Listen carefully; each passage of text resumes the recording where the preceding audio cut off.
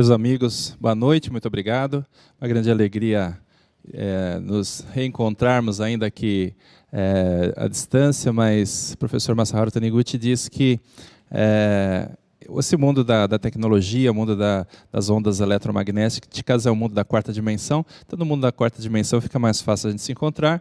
E hoje estamos estudando o capítulo 15 do livro A Verdade da Vida, volume 7. Então, este livro, A Verdade da Vida, volume 7, que para muitos é o livro de cabeceira, o livro preferido, porque é um livro assim, que trata da vida cotidiana. A Seiichi Onoye sempre se pautou por ser uma filosofia de vida prática e justamente nós, nesse volume, nós podemos ter esta forma de colocar na vida prática o ensinamento da Seiichi Onoye. E justamente esse capítulo 15 é trabalho para o regozijo da grande vida. Caro leitor, por mais que movimente suas mãos e seu corpo a ponto de se cansar, se você não conseguirá realizar um trabalho que contenha alma, enquanto não for capaz de trabalhar com amor. Um trabalho que não contenha alma de quem o executou sempre apresenta alguma falha. Uma obra resultante do trabalho maquinal do cérebro, das mãos, etc., não se compara com uma obra que contém alma, mesmo que sejam muito parecidas. Justamente hoje nós estamos na era da qualidade total. Mas quando nós falamos em qualidade total, ainda é uma coisa do mundo da técnica. A técnica, ela não é propriamente a alma de que o mestre fala, esse amor de que o mestre fala. Então, dentro desse mundo de alta tecnologia, de alta técnica, nós temos esse conceito da qualidade total, mas mesmo que tenhamos um produto, às vezes produtos iguais, mas dentro desse processo de produção, nós devemos pensar sempre no aprimoramento da nossa alma. Aquilo é um exercício da nossa alma. E mesmo se nós pensarmos, bom, com tanto controle de qualidade, lá na frente não vai, mesmo que alguém seja um pouco relapso, não vai fazer diferença. Mas a gente vê, assim, de vez em quando, pelo rádio, nos jornais, comunicados de alguém que deve, carro da série tal, comparecer para revisar freios. Então, houve ali dentro alguém, simplesmente, talvez uma pessoa tenha falhado, e dentro disso compromete toda uma credibilidade de uma empresa, compromete a segurança das pessoas que adquiriram aquele produto. Então nós devemos pensar que esse conceito de qualidade total é porque a humanidade caminhou, algumas pessoas tiveram a atenção de colocar a sua alma no seu trabalho, e em cada fase é importante que cada pessoa coloque a sua alma, porque por mais que não haja uma falha séria, a ponto de ter que chamar, por exemplo, os consumidores de um determinado produto para procurarem um representante para substituir algum componente, mas as pessoas acabam perdendo a oportunidade de aprimorarem a sua própria alma. Então é muito importante que nós tenhamos não percamos esta oportunidade de aprimoramento da nossa própria alma. O trabalho é algo que deve conter alma. Uma obra resultante do trabalho maquinal do cérebro, das mãos, etc., não se compara com uma obra que contém alma. As espadas forjadas pelos exímios artesãos de outrora fazem com que sintamos a nossa alma purificada só de olhá-las. Isso porque elas contêm a alma de quem as forjou. Que o professor Taniguchi fala dos antigos espadeiros, e assim, dá a impressão que é uma coisa simplesmente retórica que ele fala, que não é uma coisa real. Mas, mesmo aqui no Brasil, eu tive uma oportunidade, em 1991, 92, aqui no Museu de Arte de São Paulo, houve uma exposição Eternos Tesouros do Japão. E vieram várias espadas, o mestre cita a espada Masamune, e vieram algumas espadas Masamune de outros grandes espadeiros, e realmente elas são impressionantes. A gente olha aquele aço frio, né? Acho que é uma liga de aço com tungstênio, a gente olha aquele metal, mas realmente elas exprimem uma grande beleza, apesar de serem armas mortais, né? Mas elas de fato passam essa beleza. E o professor Taniguchi nos fala, os japoneses dos tempos antigos eram pessoas de nobre alma, que trabalhavam por amor ao trabalho e não por interesses próprios. Eles prezavam a nobreza da alma. E assim os trabalhos deles evoluíram. E a arte de escrever evoluiu para o Shodo. Sho é escrita e Do é o caminho para a elevação espiritual. A arte de arranjos florais, Kado, que é flores. A arte de servir chá evoluiu para o Sado. O Sa é o chá, né? Então nós devemos atentar para o fato de que o professor Taniguchi exatamente está nos dizendo que o trabalho ele deve evoluir para a arte. E hoje em dia se fala muito no comprometimento com o trabalho. Nós vemos que a General Motors, falando sobre carros, ela desenvolveu o conceito do PPM. Então, o que é o PPM? Parte por milhão. Quer dizer, dentro de 1 milhão de peças, o que seria aceitável de partes que poderiam ser rejeitadas, que apresentariam algum problema. E aí foi aquela coisa de cada milhão uma peça, cada milhão 0,8, 0,2, assim, foi havendo esse aprimoramento. E os japoneses, depois da Toyota, chegaram a desenvolver um novo conceito, que é o PPB, que é o parte por bilhão. Quer dizer, hoje em dia, chega-se a um nível de produção que praticamente não se admite erro. A gente pensar em produzir 1 bilhão de peças e ali vai haver uma fração de perda, realmente é uma coisa extraordinária. Mas aí nós vemos, dentro desse processo de alta tecnologia, de alta transformação, às vezes ocorrem alguns gargalos, porque justamente alguma pessoa não tem o comprometimento, o envolvimento, mas não tem o comprometimento. E não está realmente comprometida com aquilo que está fazendo.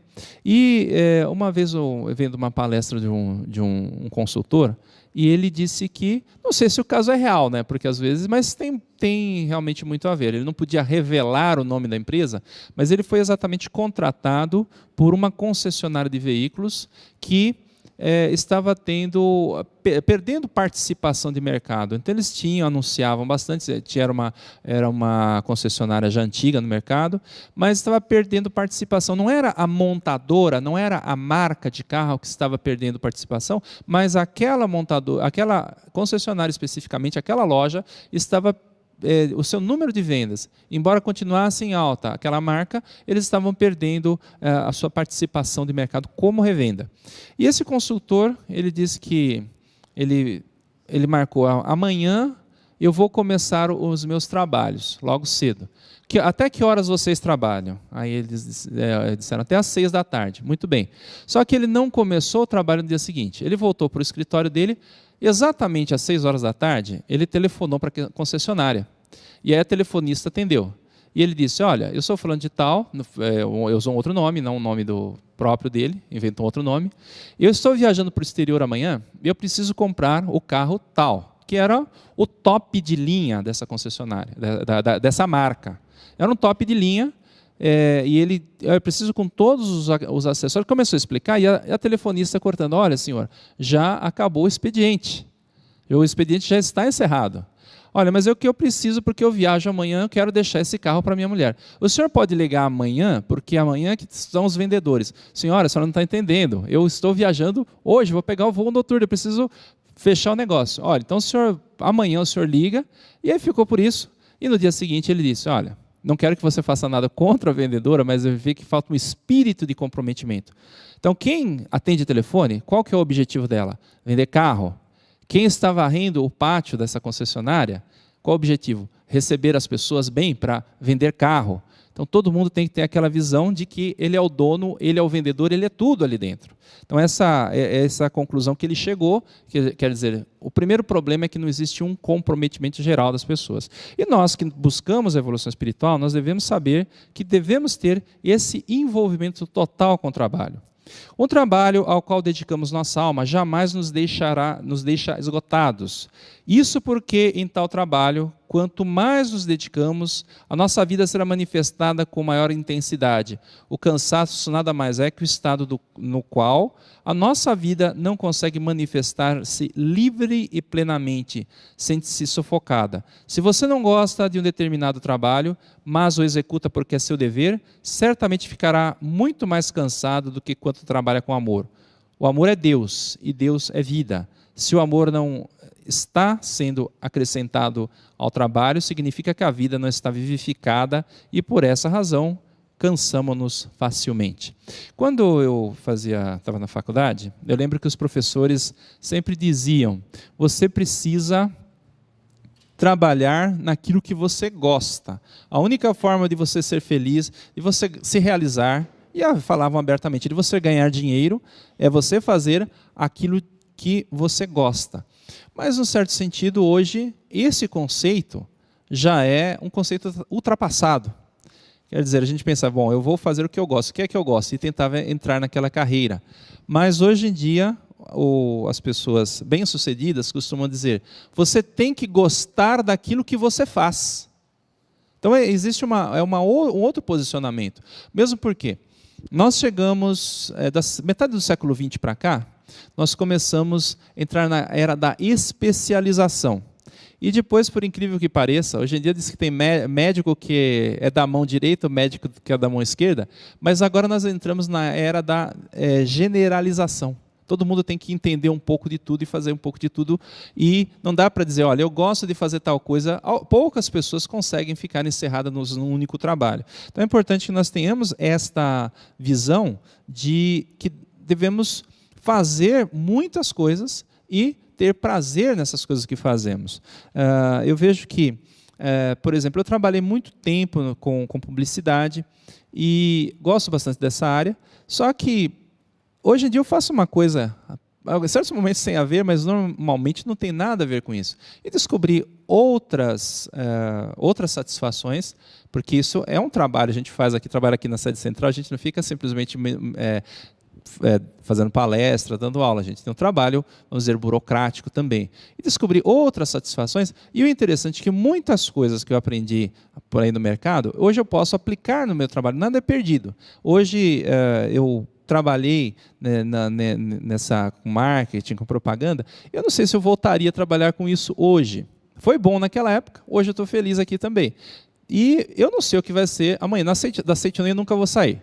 Mas, como profissão, a gente não sabe o que pode acontecer amanhã. E se for fazer outra coisa, vou procurar fazer com satisfação também.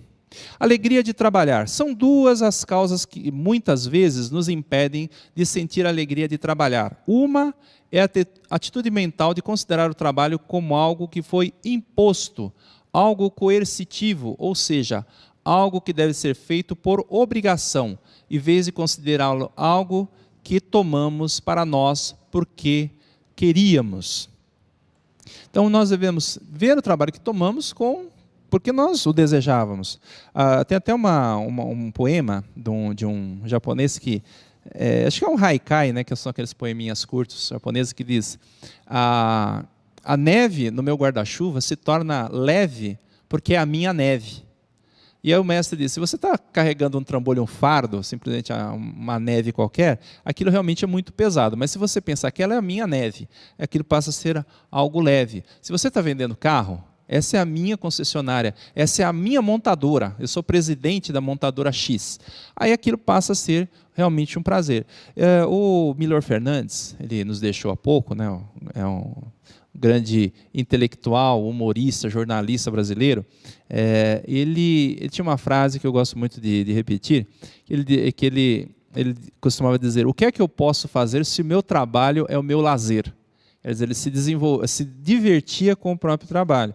E realmente isso é uma atitude bastante inteligente.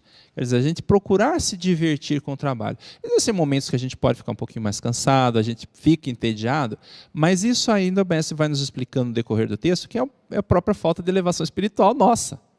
E que o fato de ficar entediado também faz parte do exercício de aprimoramento espiritual, não devemos nos preocupar com isso. Não precisamos nos preocupar, exatamente uma frase que nós temos aqui no tópico seguinte. O mestre nos fala, há alguns anos, o senhor Masao Takahashi, membro da seita Konkokyo, criou uma associação chamada Seinokai, Grupo da Vida. Certa vez, os simpatizantes se reuniram durante vários dias na casa do senhor Takahashi e decidiram pôr em prática uma grande verdade que se resumia no seguinte, não precisamos nos preocupar para viver, com tudo que possamos fazer qualquer serviço que nos seja adequado, seremos vivificados naturalmente pela força do céu e da terra. Então, às vezes as pessoas pensam, bom, eu gostaria de fazer tal trabalho, mas isso não dá dinheiro, ou isso pode ser dificultoso, mas se nós simplesmente nos dedicamos, vamos repetir aqui o que ele diz, que não precisamos nos preocupar, contanto que possamos fazer qualquer serviço que não seja adequado, seremos vivificados naturalmente pela força do céu e da terra. Nós sempre seremos vivificados uma vez que não tenhamos a preocupação. Ele diz, não precisamos nos preocupar, mas eu acrescentaria, nós não devemos nos preocupar, porque mesmo que aquela força vivificadora esteja fluindo para nós, se nós nos preocuparmos, é o mesmo que tolher essa força. Porque a preocupação não é outra coisa do que reconhecer a carência. E aquilo que nós reconhecemos, nós estudamos a lei mental, sabemos, aquilo que nós reconhecemos é o que vai se manifestar na nossa vida. Então é uma questão de acreditar que simplesmente as coisas que não são necessárias fluirão para nós de maneira natural. Considerar o trabalho como bênção de Deus. A neve sobre o meu guarda-chuva nada pesa, ao pensar assim, é minha neve. Esses versos de um antigo poeta japonês ilustram muito bem o assunto que ora estamos tratando. Como seria penoso e desagradável carregar um guarda-chuva pesado, com uma espessa camada de neve sobre ele, numa tarde gelada de inverno, se alguém propositadamente tivesse depositado essa neve sobre nosso guarda-chuva e nos fizesse transportá-lo por obrigação. Porém, se olharmos para a neve acumulada naturalmente sobre o nosso guarda-chuva e pensarmos que ela é uma dádiva que buscamos como apreciadores dos encantos da natureza, ou uma bênção de Deus que nos dá para acrescentar mais beleza ao cenário da natureza, então deixaríamos de senti-la como um peso a ser carregado, e passaremos a sentir amor por ela. Deixaremos de achar penoso carregar essa neve e passaremos a nos sentir gratos. Aqueles que nos presenteou com essa dádiva é o próprio Deus. O mesmo acontece no tocante ao trabalho. Quando consideramos o trabalho como uma bênção de Deus, ocorre dentro de nós o despertar da vida que nos liga a Deus. Acho que a maioria dos que estão acompanhando essa aula, né, já tem essa experiência, mas eu já sou cinquentão, né, mas estou tendo uma experiência nova. E eu sempre, desde a época dos meus sobrinhos, eu via trocando fralda de criança, e para mim aquela fralda de cocô, eu pensei, bom, eu saía correndo de perto. E até eu pensava, quando eu tiver meus filhos, né, como é que eu vou conseguir lidar? Vou ter que fazer um exercício muito grande para poder me aproximar. E justamente agora eu tenho minha filha, minha primeira filha, e eu faço questão, pelo menos quando eu chego do trabalho, quando ela não tomou banho ainda, eu dou banho, troco a fralda, e não tem nenhum problema com fralda de cocô. Por quê? Primeiro, quando tinha aquela visão, apesar de amar os sobrinhos, né, mas é o cocô do filho dos outros.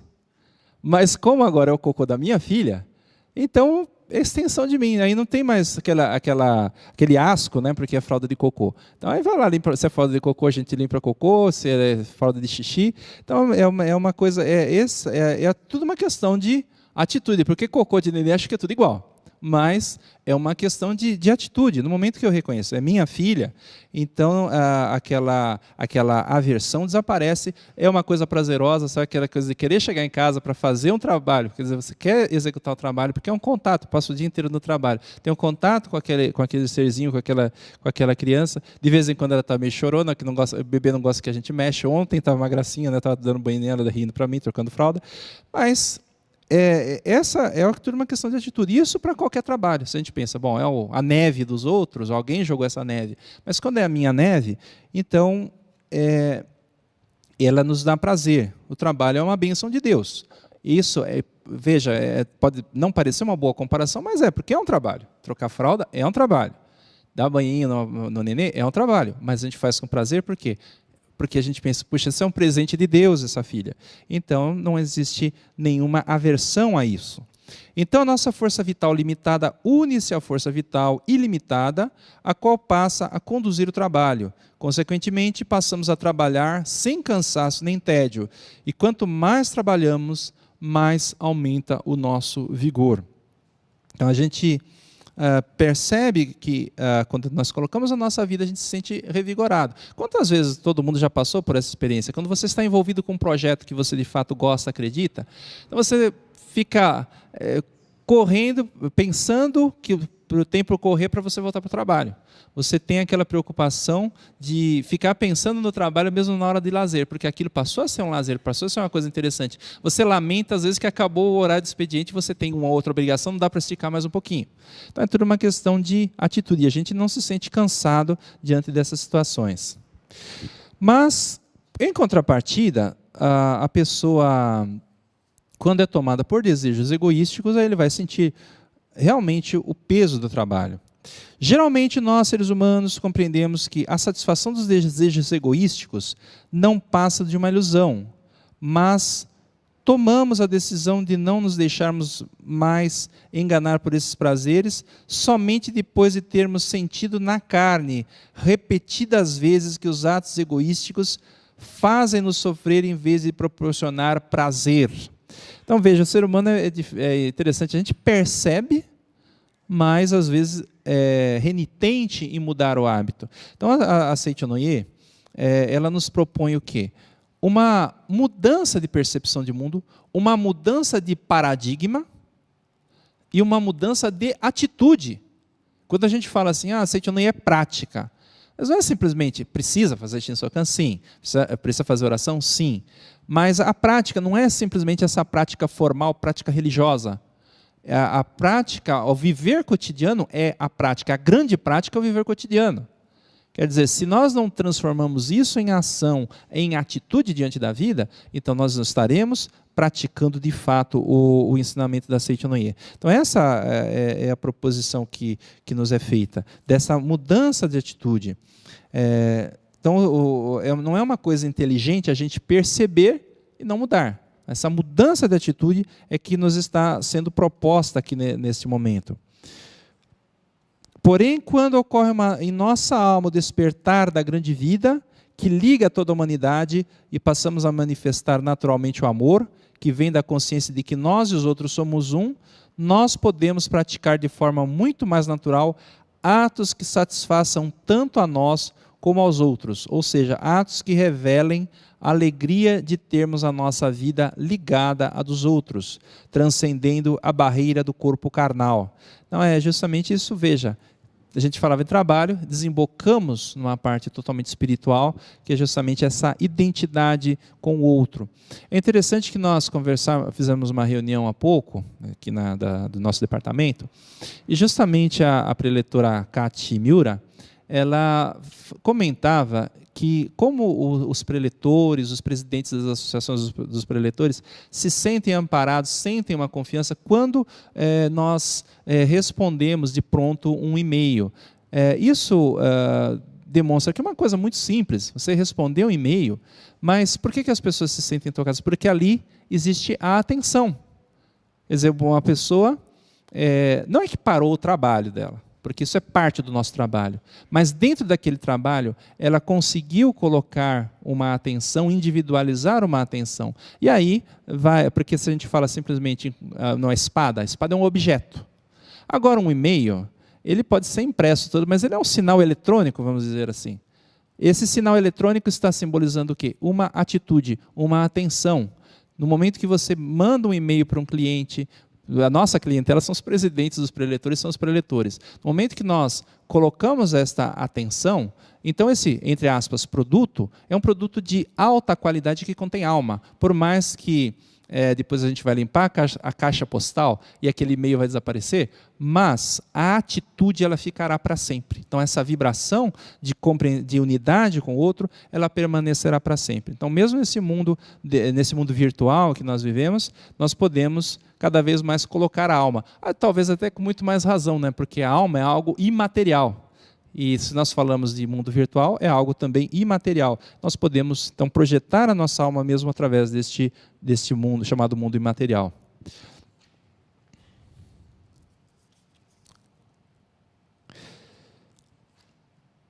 A voz da consciência que sussurra dentro de nós é uma advertência lançada pelo nosso eu espiritual. Ela nos diz: não perca a paz de espírito. Já a tentação de satisfazer nossos desejos egoísticos é um sussurro do nosso eu carnal que diz: não perca o prazer carnal. De um lado, recebemos a advertência do espírito e do outro, o sussurro da alma. Então, esse prazer carnal, a gente pode até pensar em fazer o corpo mole, ninguém está vendo, sabe aquelas coisas que de vez em quando a gente ainda vem aquele sussurro do eu carnal? Então, esse tipo de coisa a gente deve ficar muito atento. O espírito é a grande vida que existe em todos os seres humanos, é a existência real. Mas o corpo carnal é apenas uma existência ilusória. Por isso, quem procura obter a felicidade através do corpo carnal e da matéria, só poderá encontrar a infelicidade da alma. Quem procura obter a saúde através do corpo carnal e da matéria, só poderá encontrar a doença. E quem procura obter a paz através do corpo carnal e da matéria, só poderá encontrar a insegurança espiritual. A infelicidade da alma, ela vem justamente quando nós tentamos viver segundo a lei da carne, a lei da matéria. Quando o apóstolo Paulo até nos diz: aquele que vive segundo a carne é carne, e aquele que vive segundo o espírito é espírito. Se quiseremos ser vivificados, devemos viver segundo a lei espiritual. Isso não quer dizer que nós não possamos ter o lazer, ter um momento de descanso. Isso é uma outra coisa. Mas quando nós queremos simplesmente tirar proveito sem oferecer algo à sociedade, ao mundo, então realmente estamos vivendo segundo a carne. Tem um filme bastante interessante, se chama O Clube do Imperador, e nesse filme tem uma passagem interessante. É um professor de uma escola americana, uma escola aristocrática para garotos, e logo no começo do filme, na primeira aula, no começo do filme, ele pede para ele vai perguntando o nome dos alunos, e ele diz: o nome de um homem é algo muito importante. Aí ele pede para um dos alunos: por favor, senhor fulano, vá até o fundo da sala. Ele vai e pergunta: o que é que está escrito em cima da porta? E aí está escrito algo mais ou menos assim: eu sou Xutrunque Narunte, soberano das terras de Alã. Ele diz: conquistei o reino de não sei onde, derrubei a imperatriz de não sei o quê, conquistei a joia mais preciosa do reino tal e coloquei aos pés de meu Deus. E aí o professor pergunta: algum de vocês já ouviu falar em Xutrunque Narunte? Aí eu pergunto para os senhores que estão aí acompanhando: algum dos senhores já ouviu falar, fora o filme, já ouviram falar em Xutrunque Narunte? Nem eu tampouco. Só ouvi falar no filme. Depois, parece que em livros especializados, história grega antiga existe, mas esse professor pergunta, ninguém ouviu falar, e ele diz: procurem no livro de história. Aí eles começam a olhar, e ele diz: não adianta procurar. Por quê? Porque grande ambição e conquista sem contribuição não tem significado. Quer dizer, um homem que venceu tantas batalhas, conquistou tantos territórios, e o nome dele não consta nos principais livros de história. Aí esse professor é um professor de filosofia. Aí ele começa, naquela época que se usava, acho que a projeção de slides, faz um tempinho que eu vi esse filme, mas eram slides. E ele começa a projetar os slides, e ele diz: porém, Aristóteles, Platão, Sócrates quase todos os livros da história são lembrados até hoje, porque contribuíram com Jogos Olímpicos, matemática, filosofia, história. Então a gente vê a contribuição dessas pessoas que não foram grandes soberanos, mas fez com que os seus nomes se perpetuassem porque deram grandes contribuições. Enquanto o Xutrunque Narunte, se não fosse o filme, a gente nem ficaria sabendo. Se alguém quiser ver o filme, se chama O Clube do Imperador. É um filme bastante interessante. Até tem uma discussão ética bastante interessante. Os alunos, depois eles ficam adultos e um se envolve com política. Ela é bem interessante. Vale a pena ver. Não estou ganhando comissão da distribuidora do filme, não, mas realmente é um filme legal. Se alguém tiver um tempinho no final de semana, pega o DVD lá, que é um filme... Inclusive, não sei se ganhou Oscar, né, mas pelo menos foi cotado para. Eu não me lembro se ele chegou a ganhar a estatueta, mas chegou a ser indicado para o Oscar. Aprimoramento espiritual. Em outras palavras, elas são o grito da vida, orientação da sabedoria, o clamor da alma. Portanto, todos aqueles que possuem felicidade da alma, então essa felicidade da alma é um clamor da alma, doença no corpo ou insegurança no espírito, devem examinar a si próprios e modificar seu modo de viver e sua atitude mental, visando ao maior aprimoramento espiritual. Assim elas poderão manter sempre a mente pacífica e feliz e gozarão de uma alegria tranquila. Aqui o professor Taniguchi nos propõe uma reflexão. E nós, como preletores, é interessante porque ele diz, se você tem algum sofrimento da alma, para fazer uma reflexão. E de vez em quando, né, a gente se depara com problemas. O professor Taniguchi nos diz, se não me falha a memória, no Descoberta e Conscientização da Verdadeira Natureza Humana, que ele fala que, mesmo pessoas que já são conhecedoras da verdade, acabam se deparando com problemas, às vezes relativamente sérios, exatamente para que despertem para o fato de que ainda não compreenderam a verdade. A verdade é algo muito profundo para nós dizermos que temos uma compreensão total dela.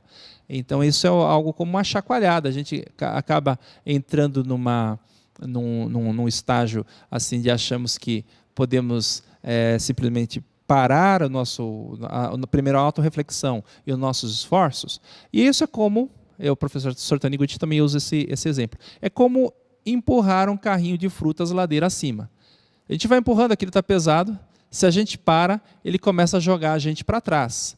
Na escalada da montanha da verdade, também. Se nós damos essa estacionada, aí a vida, a lei, começa a nos jogar para trás. Não é Deus que vai puxando o nosso tapete, mas a lei começa a nos mandar para trás. Principalmente pessoas que já têm um certo conhecimento da verdade, nós temos uma força mental já relativamente bem desenvolvida, então às vezes as coisas, a ação do karma ela é também mais rápida. Se a gente dá aquela estacionada, algum karma negativo que nós vimos acumulando durante esse período, ou que estavam ainda latentes acumulados, e que porque nós vínhamos num crescente espiritual, não tiveram ensejo para se manifestar, eles podem se manifestar quando nós deixamos a brecha mental. Portanto, é importante nunca deixarmos nenhuma brecha para que a infelicidade possa penetrar na nossa mente. Não fuja de suas obrigações, diz o professor Masaharu Taniguchi, porque justamente esse é o caminho do crescimento espiritual. O rígido senso do dever não passa de um professor que nos disciplina e guia até que nossa alma desperte para a alegria da grande vida universal. À medida que vamos repetindo, embora a contragosto, o treinamento para renunciar às nossas alegrias egoísticas, sob a dura disciplina desse professor, pouco a pouco a nossa alma vai se aprimorando, se elevando até que finalmente concluímos o curso dessa escola das obrigações. Então aqui é um alento para nós, porque o mestre fala, trabalhar com amor. Tem algumas pessoas que talvez tenham dificuldades de dar essa guinada na mente. Ele diz, simplesmente não vamos fugir das nossas obrigações. Então, se a gente não consegue ainda fazer todos os trabalhos com alegria, tem alguns que eu faço com muita alegria, eu confesso, né? Alguns são meio penosos, mas a gente não deve fugir das obrigações, porque justamente isso vai nos disciplinando, é isso que ele está nos dizendo. É um professor severo a obrigação. Então, esse professor severo, nós não devemos fugir dele. Do mesmo modo que os ramos do abrunheiro germinam, crescem e fazem desabrochar lindas flores, enfrentando os gélidos ventos do inverno, a nossa vida também faz desabrochar uma linda flor chamada alegria da grande vida universal. Ou seja, depois de passar pelo inverno de duras obrigações, então nós devemos passar por esse inverno de duras obrigações para até despertarmos para a alegria. As obrigações pesam sobre nossos ombros, enquanto que o amor torna leves os nossos passos e preenche de alegria os nossos corações, como suaves brisas da primavera. Mas pelo menos uma vez na vida nós devemos carregar, mesmo contra a nossa vontade, o pesado fardo de obrigação e prosseguir com dignidade e coragem a jornada de nossa vida, renunciando a todas as alegrias egoísticas. Até o próprio professor Taniguchi passou por essa fase também. Os senhores que são leitores assíduos dos livros da verdade, vão lembrar que, nesse mesmo livro, vai um jovem que ele também queria deixar o trabalho dele para trás. Ele falou, mestre, eu quero me dedicar a Seichonoye, quero estudar a verdade, mas só que eu sou agricultor, tenho que levantar às 4 horas da tarde, fico até tarde na roça, então eu venho aqui e fico morando na sua casa. Ele não falou isso, né? Mas seria, o senhor sai para trabalhar, eu fico aqui estudando a Seichonoye. Ele não sabia como o mestre vivia.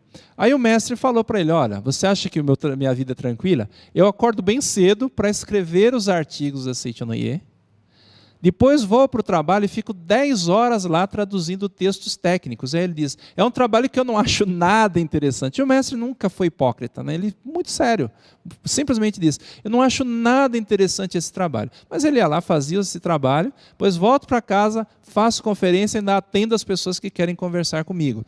E isso foi, o mestre ainda trabalhou nesse emprego, depois de fundar a Seichonoye, me parece mais ou menos 3 anos, até que ele foi demitido e justamente nesse momento a Seichonoye ganha um grande impulso e ele passa a ter uma dedicação exclusiva a Seichonoye. Então, mesmo esse período foi importante para ele também, que ele ia por obrigação, mas ele fez esse trabalho de maneira bastante diligente. Ele disse que era um trabalho tão desgastante que, assim, não só, era muito desgastante, não só por causa do trabalho, mas que havia muita competição entre os setores. E até uma pessoa foi demitida porque trocou um determinado kanji que quando diz nossa respeitável empresa, ele pôs um outro kanji que queria dizer papel moeda. E aí um vendedor foi lá mostrar para o diretor que era americano, que não sabia japonês, olha, ele trocou kanji. E qualquer leitor japonês, o mestre disse, veria que é um equívoco, entenderia o que quer dizer. Sabe aquela coisa de a gente escrever cebola com S? Mas que para o americano era um erro crasso. E o outro foi demitido. O mestre dizia, trabalhávamos sobre essa pressão. Quer dizer, aquela competição, um tentando puxar o tapete do outro, mas assim, ainda assim ele diligentemente se manteve dentro desse trabalho e assim, a partir daí, inclusive, que surge a Seichonoye. Ele trabalhando nessa empresa Vacuum Oil, que era uma empresa de lubrificantes dos Estados Unidos, uma empresa americana, ele conseguiu, a partir dali, fundar a Seichonoye. Durante alguns anos ainda trabalhou nessa empresa, paralelamente tocando o grande empreendimento espiritual que era a Seichonoye. Então, todos nós trabalhamos para o regozijo da grande vida e realizemos em nossa vida cotidiana o grande objetivo da vida e da Seichonoye, que é justamente, na vida cotidiana, aplicar os ensinamentos. Muito obrigado, muito obrigado.